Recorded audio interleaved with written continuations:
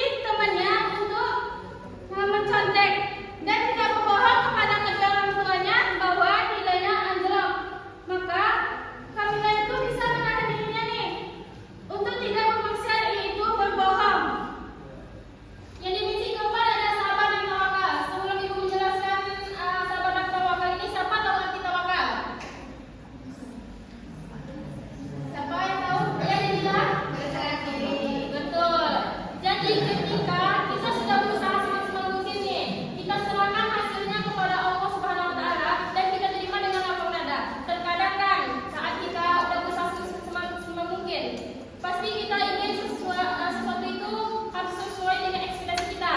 Padahal sebaliknya, hal itu tuh baik karena Allah tuh pasti tahu mana yang terbaik untuk kita dan mana yang buruk untuk kita. Oke, setelah kita mengenal apa itu sabar dan pengertiannya kita sudah paham. Sudah paham kan kita pengertiannya? Sudah.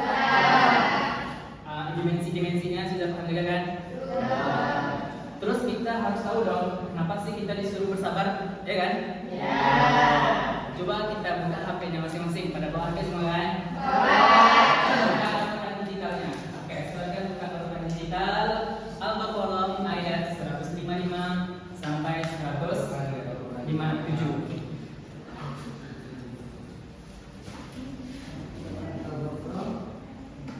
Al-Baqarah 155 sampai 157. Sudah?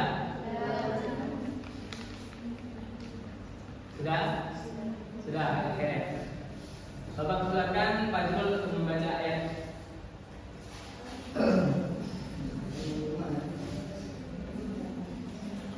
A'udzu billahi minasy syaithanir rajim. Bismillahirrahmanirrahim. Walanabluwannakum bisyai'in minal khawfi wal ju' wa naqsin minal amwali wal anfusi wath thamarat wa basyyiris sabirin alladzina idza asabatkum musibatun qalu inna lillahi wa inna ilaihi raji'un ulaika 'alaihim shalawatun min rabbihim wa rahmah wa ulaika humul muhtadun. Silakan bacakan artinya pada Sofi. Artinya, dan kami pasti akan menguji kamu dengan sedikit ketakutan, kelaparan, kekurangan harta, jiwa, dan buah-buahan. Dan sampaikanlah kabar gembira kepada orang-orang yang sabar, yaitu orang-orang yang apabila tertimpa musibah, mereka berkata, Inna lillahi wa inna ilaihi raji'un. Sesungguhnya kami milik Allah dan kepadanya kami kembali. Mereka itulah yang memperoleh ampunan dan rahmat dari Tuhannya, dan mereka itulah orang-orang yang mendapat petunjuk. Oke, di sini ada 3 poin penting. Ya. Yang pertama, di situ Allah berfirman bahwasanya jika kalian terkena musibah akan ditinggikan derajatnya bagi orang yang bersabar. Jadi ketika kalian terkena musibah, contohnya ada yang meninggal, itu kan sebuah musibah. Nah, kita harus bersabar. Di situ perintahnya, kata perintah dari Allah Subhanahu Wa Taala. Tentunya kita harus wajib mengamalkannya, ya kan? Nah, selanjutnya di situ ada kalimat raji istidrak atau kalimat raji, yaitu kalimat inna lillahi wa inna ilaihi raji'un. Kapan itu dibaca? Ya, ketika kita terkena musibah, itu dia doanya. Terus poin yang kedua, yaitu Allah di situ mengatakan bahwasanya semua yang ada kalian miliki, rezeki kalian, HP kalian yang bagus, baju kalian yang cantik, kesehatan kalian yang bugar, itu adalah milik Allah Subhanahu Wa Taala. Terus yang ketiga, poin yang ketiga adalah semua itu dunia ini bersifatnya sementara.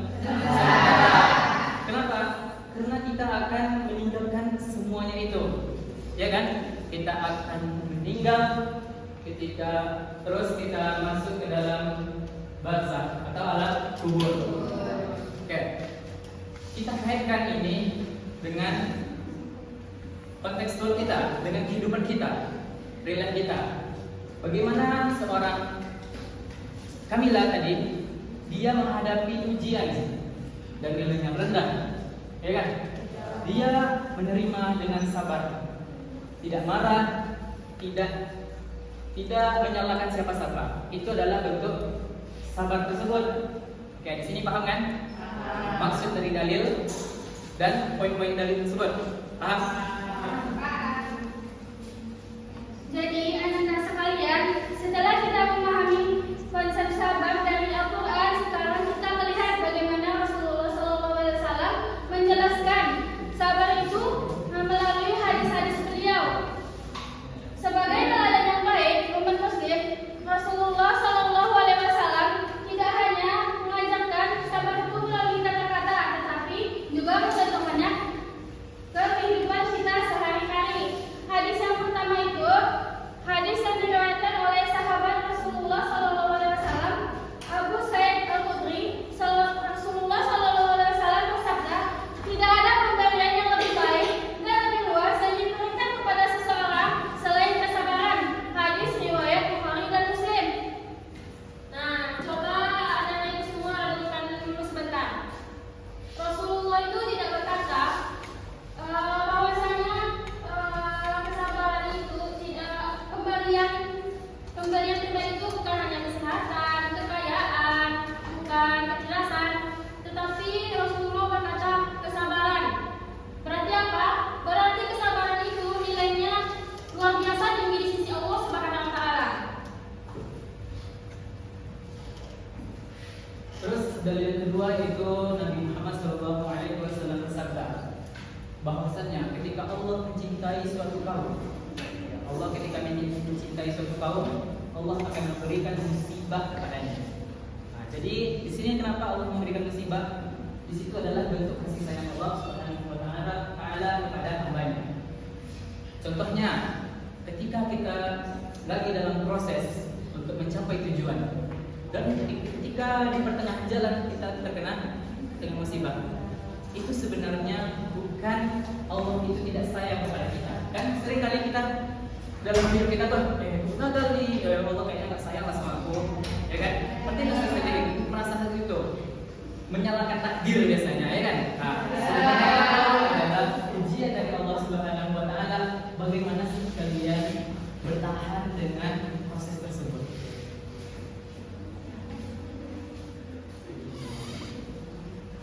Oke, selanjutnya kita semua sudah paham tentang materi hari ini. Ya.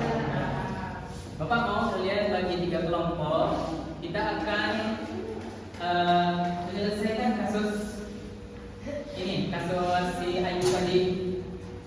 Oke, bagi 3 kelompok.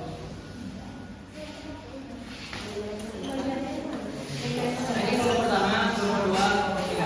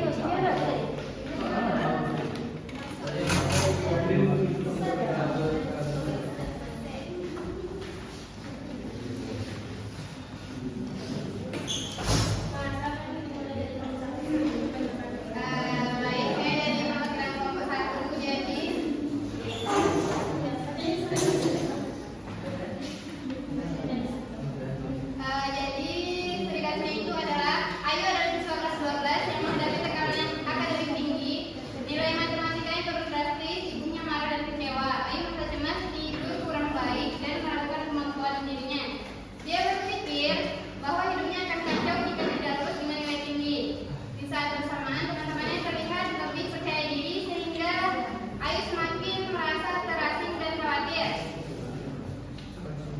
Jadi di sini tantangan yang dihadapi Ayu dalam kasus itu adalah Ayu itu menghadapi beberapa tantangan, yaitu penurunan nilai matematika, tekanan dan kekecewaan dari ibunya, rasa cemas yang berlebihan, kurang tidur, menurunnya kepercayaan diri, serta kekhawatiran akan masa depannya. Selain itu, ia juga merasa terasing karena membandingkan dirinya dengan teman-temannya yang terlihat lebih percaya diri. Jadi ajaran Islam memandang situasi yang dialami Ayu, yaitu setiap manusia pasti menghadapi ujian dan cobaan dalam hidup, termasuk dalam bidang pendidikan. Situasi yang dialami Ayu dapat dipandang sebagai ujian dari Allah Subhanahu Wa Taala yang bertujuan untuk menguatkan iman, kesabaran dan ketekunan seseorang. Islam mengajarkan agar seorang Muslim tidak berputus asa dari rahmat Allah serta tetap berusaha dan bertawakal kepadanya. Terima kasih kelompok 1. Saya dari perwakilan kelompok 2 akan membacakan hasil ujian dari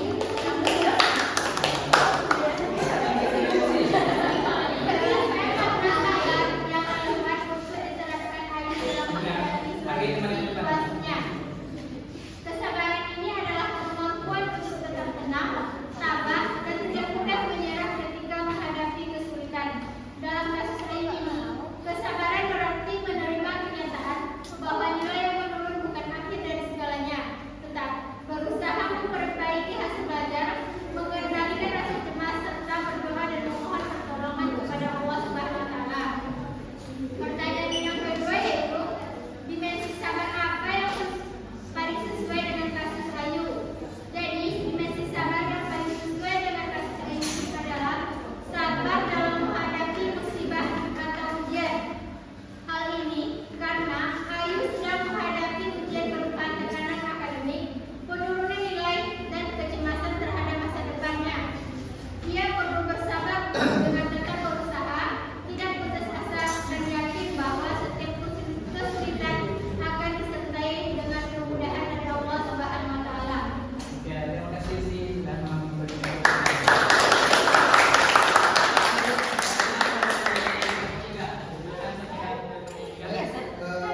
Saya akan menyampaikan hasil diskusi dari kelompok 3. Yang pertama itu pertanyaan, tuliskan satu nasihat berdasarkan ajaran Islam yang dapat kalian sampaikan kepada Ayu. Jawabannya adalah jangan menyerah dan jangan berputus asa dari rahmat Allah. Teruslah berusaha memperbaiki hasil belajarmu. Berdoalah kepada Allah Subhanahu Wa Taala dan yakinlah bahwa setiap kesulitan pasti ada jalan keluarnya. Nilai yang rendah bukanlah penentu seluruh masa depanmu.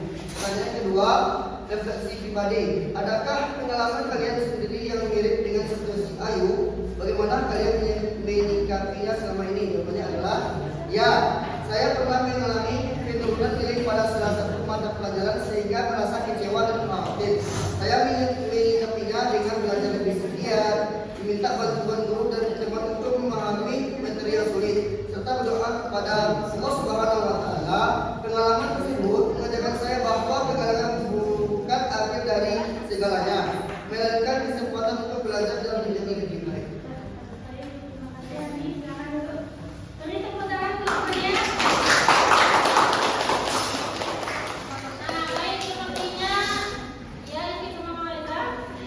Baik sepertinya Bapak Ibu sudah paham ya dengan materi sabar, kemudian juga hadisnya, dimensinya. Sekarang Ibu akan membuat informasi pembelajaran. Siapa di sini yang suka game? Saya. Nah, Ibu akan melakukan evaluasi pembelajaran dengan permainan game. Oke. Anda semua bawa HP kan? Bawa. Ada paketnya? Ada. Ada bisa jawab sama temannya. Oke. Dua, tangan masing-masing. Yang bagus. Harus cari soal dan ekspor semua dunia ini. Cari soalnya, oke? Jadi yang benar siapa yang paling banyak mendapat jawaban dan soalnya, oke?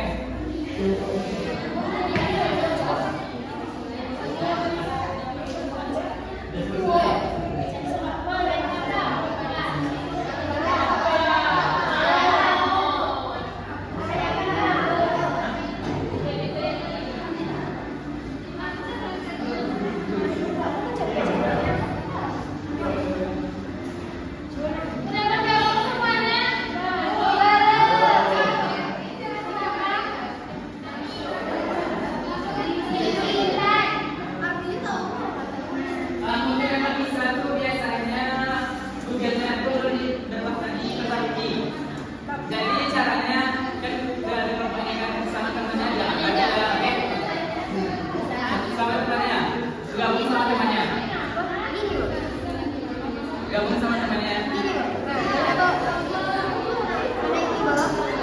bisa baca namanya? Yang nggak bisa masuk gabung aja sama temannya, oke?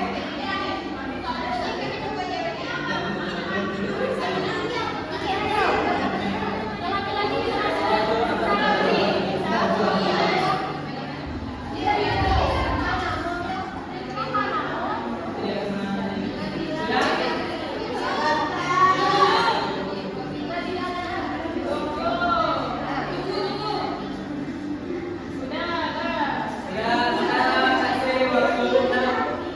Sudah siap semuanya?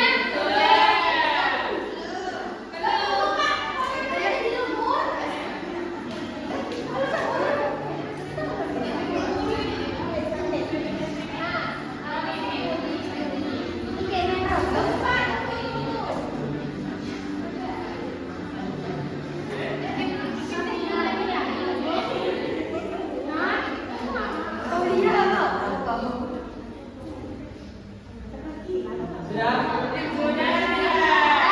Oke, kita start. 1, 2, 3.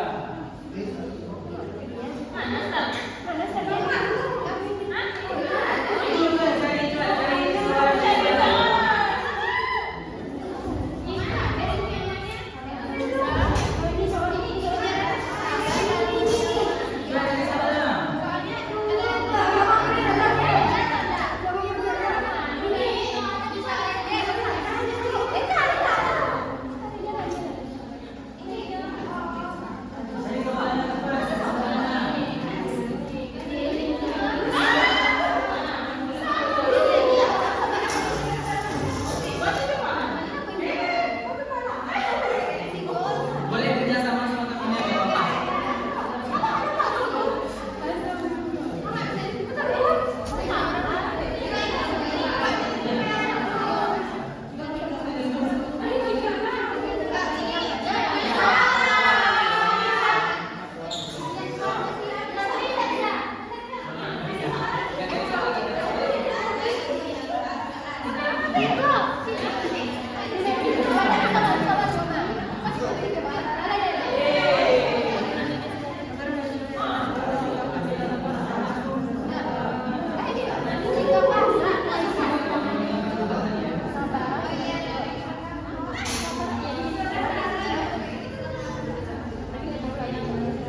Waktu tinggal 1 menit.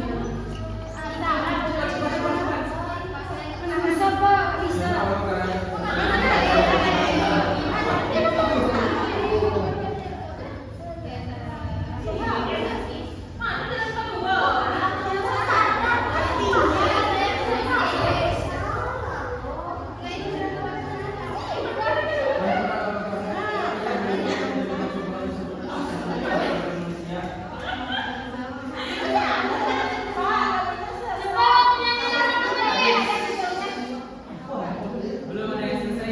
Tinggal 5 menit. Tinggal 50 detik waktunya. Wah,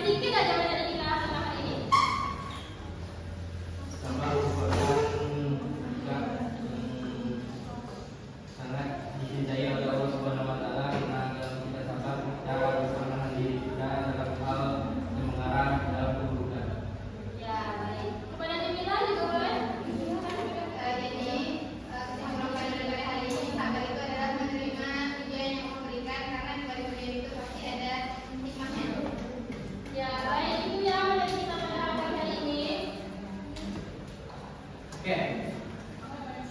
Karena semua sudah paham tentang materinya, waktu pun sudah mulai berakhir. Kita tutup dengan membaca doa Alhamdulillahirabbil alamin. Oke. Sebelum menutup pembelajaran hari ini, tentunya ada satu kata-kata, yaitu berusahalah, karena usaha itu adalah bukti kesungguhan kalian, dan bersabarlah adalah kunci kalian untuk bertahan. Kedua item ini adalah kunci untuk keberhasilan, untuk mendapatkan keberhasilan. Kegagalan bukanlah tentang kalian itu sudah berakhir, bukan chapter akhir. Akan tetapi kegagalan adalah satu langkah untuk menjadi berhasil dan satu langkah untuk mencapai tujuan. Nah, kita tutup